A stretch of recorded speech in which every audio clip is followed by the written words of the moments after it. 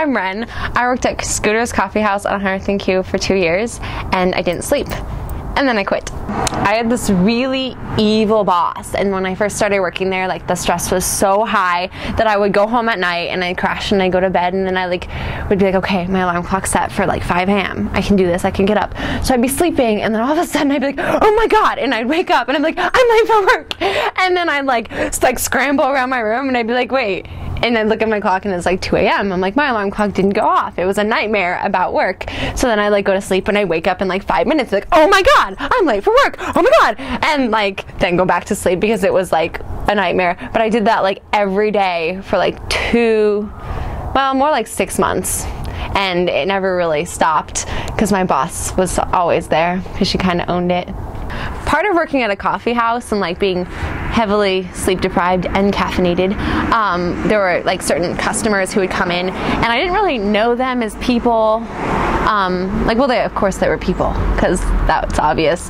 But like I would make up stories about their lives or nicknames. There was Bonnie, or Bonbon as I call her. She would read while she would drive, and that was scary. Like I was like, don't do that, but she would always have a book, and I was like, I can't really control what that lady does when she's out on the road. And then there's this other guy who comes through, and he was like, I'd be like, hello, good morning, because that was me after 10 cups of coffee in the morning. I was fairly, happy. It was synthetic, but I was happy because I had had so much caffeine. And he was just like, one morning, he's like, why are you so happy? And I was like, I don't know, because I've had like 10 cups of coffee. He's like, oh. And then like I would make his drinks, and it would always take him like 10 minutes. Like, it would take us like 10 minutes to make the drinks, which is really, really bad. But he would like always, I'd hand it to him, and I swear he slept in the car because he'd be like, wow, that was so fast. I'm like, really? 10 minutes? That's fast? And I was like, yeah, we're so good. And he was just always like shocked at how quickly we made his drinks. But I think that's because he was like in the car like dazing, and he wasn't really awake. And he wore socks with the sandals. So that was especially a nice characteristic of Mr. Sleepy. And then this one guy, we called him Mr. White Mocha. And I think other people had given him that name, so I kind of just adopted it. But he was really creepy. I think he murdered people for a living because he never smiled, and he had like these gloves that he'd wear.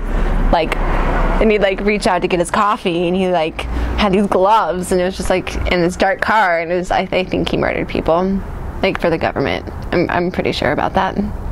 So there was one lady who was really like, well, the people there were sweet at times. It was early morning, so people normally were pretty crazy and like grumpy because it was early morning. They aren't happy then. But there was this one lady, Lila, who was always really sweet. She was like the mom of all of us because she was older, and there's all these like high school kids, and we're all crazy and sleep deprived and heavily caffeinated, and she was like stable and had like kids of her own, and just really sweet, mellow person. Had a really naughty sense of humor.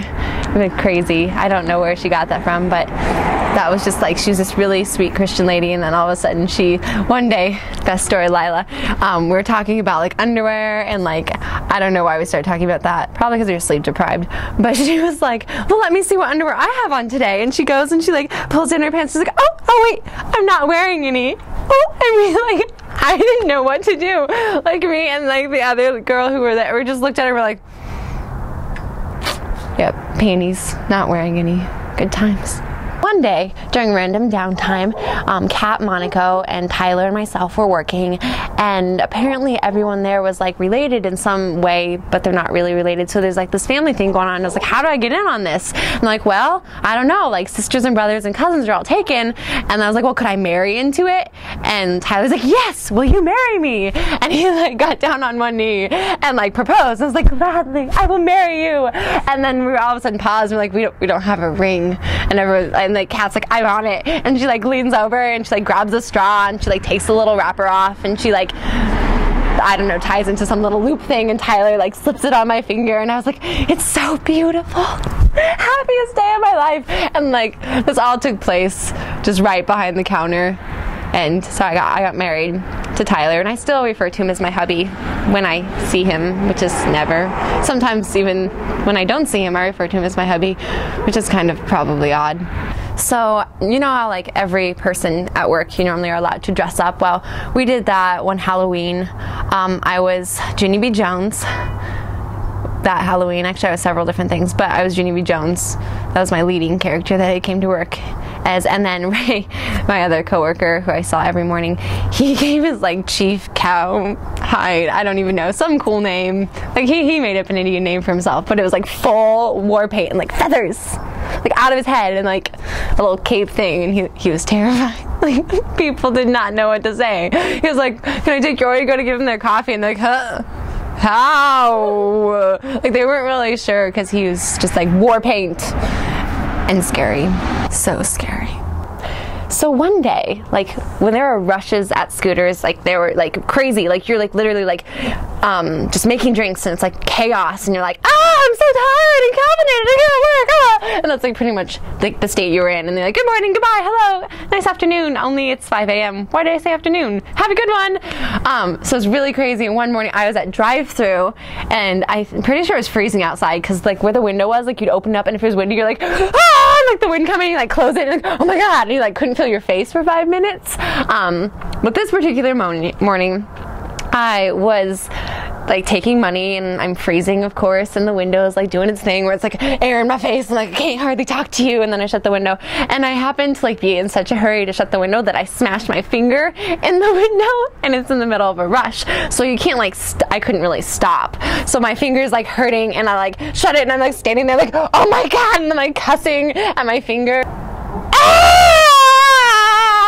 I have to like pull up the order and like read it, and then I'm like, I don't know if I'm gonna make it, and I like open it, I'm like, hi, thank you for choosing Scooters, how may I help you? And then I shut the window, I'm like, and I like get their drink and like open the window, and it was probably the funniest thing to look at from the outside of the window. So one of my favorite parts about working there was the fact that it was like The Office, only high school version, so people were a little different. But there was this one kid named Josh Cox, and he's pretty hilarious, really tall. He went to Mount Michael, and favorite thing that he ever did, a story that he told, besides like connecting the freckles on my sister's arm one day into constellations, that was kind of funny, but this story involves him when he was like really little and went to school.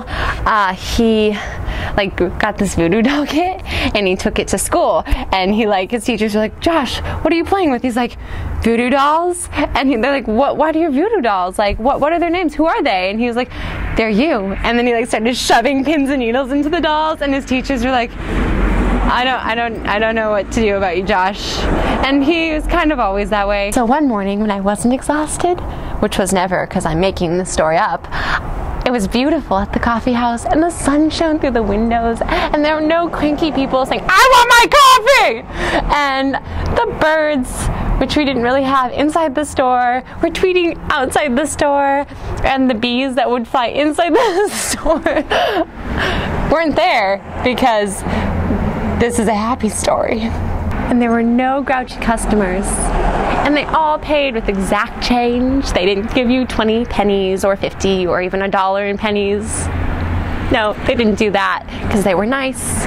Or they paid with credit cards that worked because they were good customers. And everybody loved them. And they would say, my customers have a wonderful day.